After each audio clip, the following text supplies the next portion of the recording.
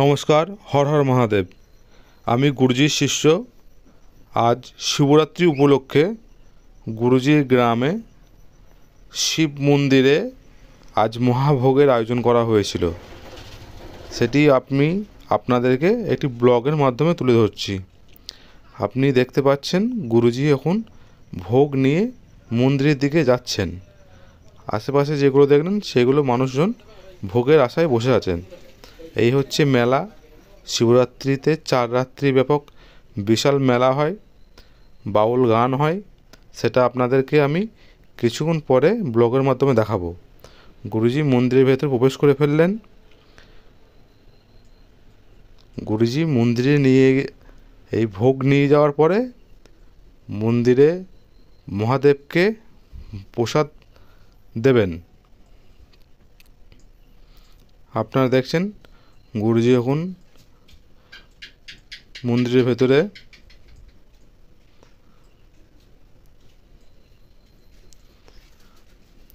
দেখুন, এই মন্দিরটা 12টি শিবলিঙ্গ যুক্ত মন্দির।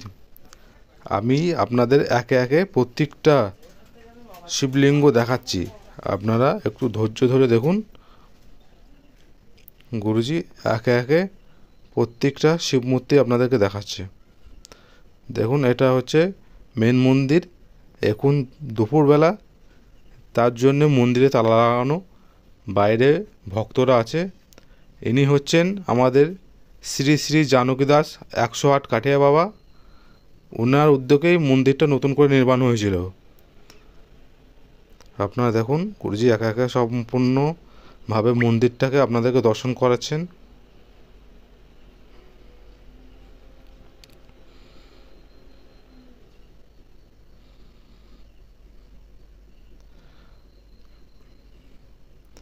আপনারা দেখুন, এই দেখুন, এটা হচ্ছে শিব মন্দির। এটা হচ্ছে পূর্ব বর্ধমান জেলায় পূর্বস্থলী থানার পাটুলি পঞ্চায়েতের শিবনগরে অবস্থিত। দেখুন গুরুজি মন্দির থেকে বেরিয়ে আসছে। এখানে ভক্তরা ভোগের জন্য সব বসে আছেন। গুরুজি তাদের কাছে যাচ্ছেন। আপনারা একটু মেলাটা দেখুন। দিনের বেলায় তাই মেলার দোকানপাত্রগুলো দেখানো সম্ভব হয়নি, কারণ সব দোকান বন্ধ ছিল। আপনারা একটু দেখুন, এইগুলো সব মেলার দোকান বসেছে। এখানে মহা মেলার লাইন হয়, মেলায় ভিড় হয়, লোকজনের আয়োজন হয়। সেটা রাত থেকে শুরু হয়, দিনের বেলা এত হয় না। এই যে দেখছেন এতগুলো লোক, সবাই ভক্ত, সবাই মহাদেবের প্রসাদ খাওয়ার জন্য লাইনে দাঁড়িয়েছে।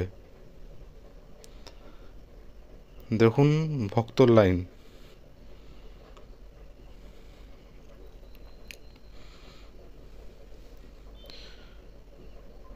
দেখুন গুরুজি যাচ্ছেন, মহাভোগ যেখানে রাখা হয়েছে সেখানে গুরুজি যাচ্ছেন।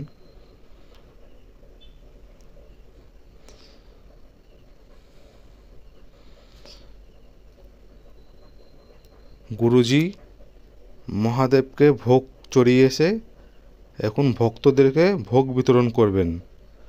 আপনারা দেখুন গুরুজি ভক্তদেরকে ভোগ বিতরণ করার জন্য এগিয়ে যাচ্ছেন।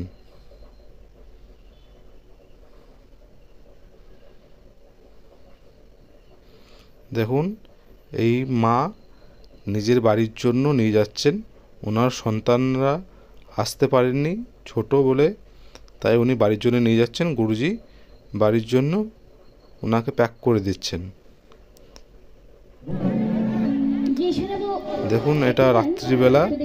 রাত্রিবেলাতে এইখানে বাউল গান হয়, যে বাউল গান 4 রাত্রি ব্যাপক হয়।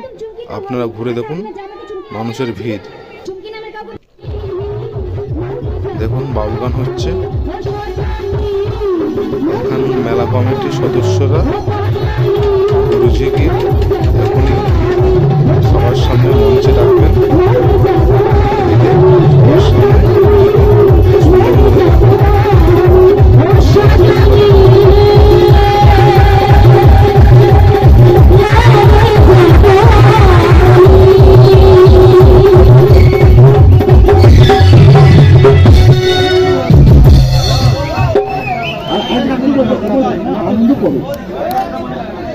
আর আমরা একটা এক দিচ্ছি ধরুন, এই গোপাল দাস মাতাও সাধু বাবা, এই গোপাল দাস একটি তান্ত্রিক মতে প্রশিক্ষণ নিচ্ছে। আমাদের এখানে এই বহরা দাসপাড়া রিভার পাম্পের ঘাটের সনিকট একটি তারা মায়ের মন্দির করেছে। এখানে এর প্রশিক্ষণ হচ্ছে, অর্থাৎ আপনারা সবাই দর্শন করতে যাবেন, এই বাবাকে, এই সাধু বাবাকে সহযোগিতা করবেন, এটাই আমাদের কাম্য। ঠিক আছে? আর ওখানে আবার শ্মশান ঘাট হওয়ার পরিকল্পনা চলছে।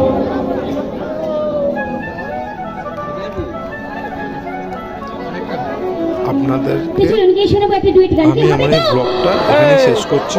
হর হর মহাদেব।